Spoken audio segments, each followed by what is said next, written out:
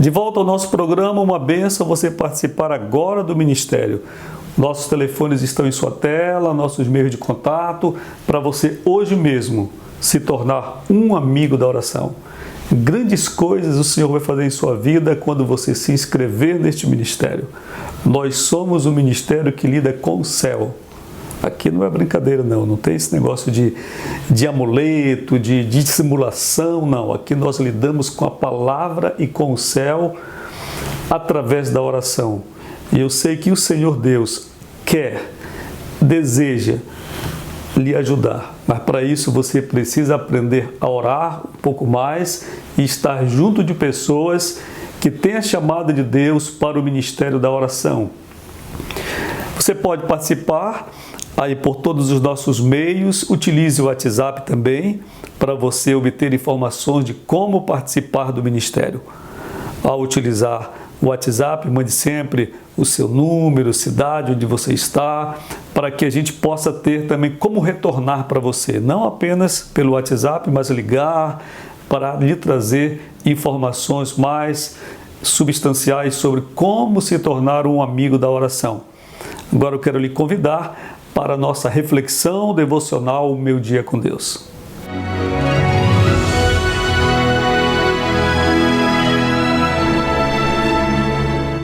No devocional Meu Dia com Deus, hoje nós estamos aqui na página 82, falando sobre o poder da oração.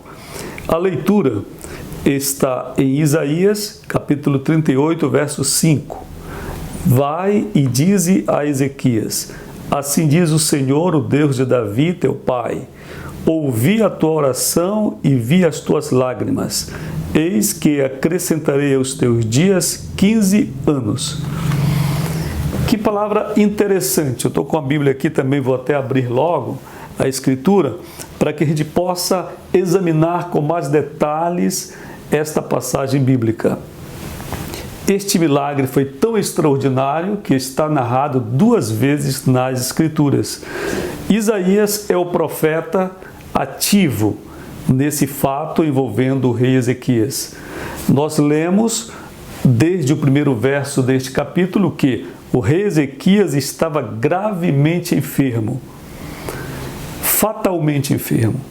Então o profeta de Deus, que é Ezequias, entra no palácio do rei para lhe trazer um vaticínio muito dolorido. Ezequias recebe o profeta Isaías, que lhe diz: assim diz o Senhor, põe em ordem a tua casa, porque morrerás. Que palavra, não? Que palavra tão resolutiva, tão forte, para alguém que está na situação do rei Ezequias. Fosse essa palavra dita a um homem comum, sem esperança, sem fé, então Ezequias poderia realmente entrar em uma depressão profunda e ficar abatido, logo à beira da morte, porque o quadro dele realmente era grave. Mas assim, o que é interessante desse texto é a postura do rei Ezequias. Olhe só o que diz o verso. Ezequias, diz o verso número 2. Virou Ezequias o rosto para a parede e orou ao Senhor. Olha o que disse. Perdão aqui a voz. Disse o rei Ezequias: lembra-te, Senhor, peço-te, de que andei diante de ti.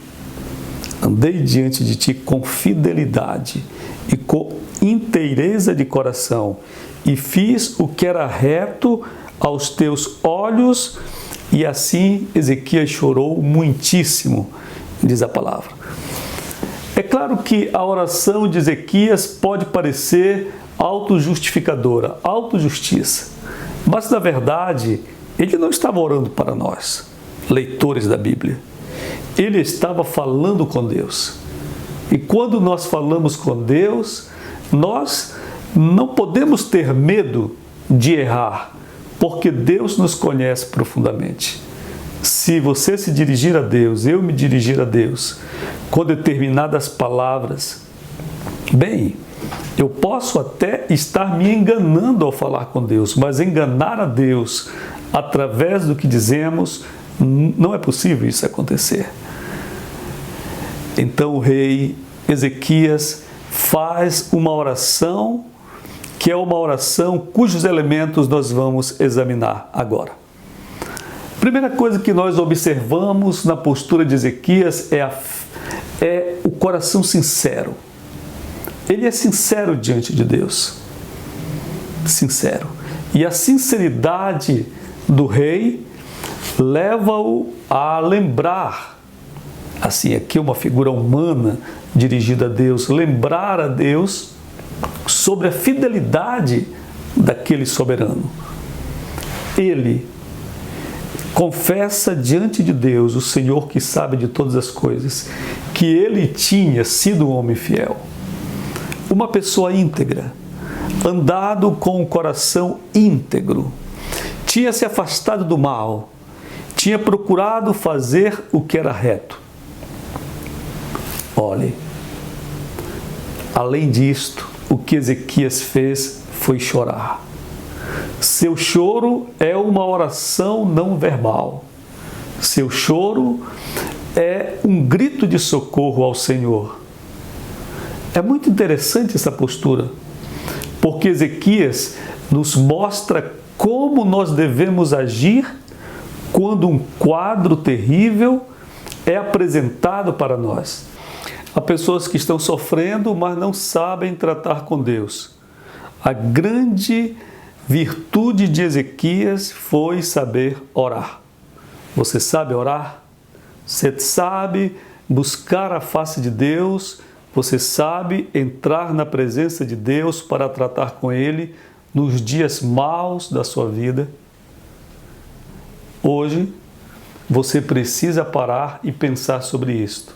Se você não tem sabido lidar com a vida de oração, você precisa aprender. Vamos olhar um pouquinho mais aqui a vida e o testemunho do rei Ezequias. Nós observamos que em sua oração existe a humildade. A humildade é fundamental para que nós obtenhamos respostas de nossa oração. Precisamos conversar com Deus como filhos obedientes. Ou se somos desobedientes ou fomos desobedientes, conversar com Deus como filhos arrependidos, mas sempre em tom de humildade. Essa coisa que se ouve hoje de pessoas decretando vitórias, decretando curas, ou então se revoltando contra os problemas, isso não tem base bíblica. À luz da Bíblia, pode examinar o Evangelho. Todas as pessoas que Jesus curou foram pessoas que souberam se humilhar. Você vê a conduta daquela mulher hemorrágica, você vê a conduta do cego Bartimeu, você vê a conduta daquele cego de Betsaida, você vê a conduta de todos quantos Jesus tocou, curou e libertou. E você encontra ou na própria pessoa necessitada, ou naquela que intercede pelo milagre, o elemento humildade. Saber se humilhar diante de Deus. Tiago escreve sobre isso. Ele diz assim: humilhai-vos, pois, debaixo da potente mão de Deus, para que em seu tempo Ele vos exalte. Às vezes nós pensamos que essa forma de se humilhar diante de Deus tem a ver com roupa que vestimos, com jejuns, com jejum até, em parte sim, esse texto bíblico de Tiago, mas nos fala de um estado de espírito. Então, a humildade, depois a fé, depois a sinceridade diante do Senhor. Se você tem pecado diante de Deus, confesse ao Senhor o seu pecado.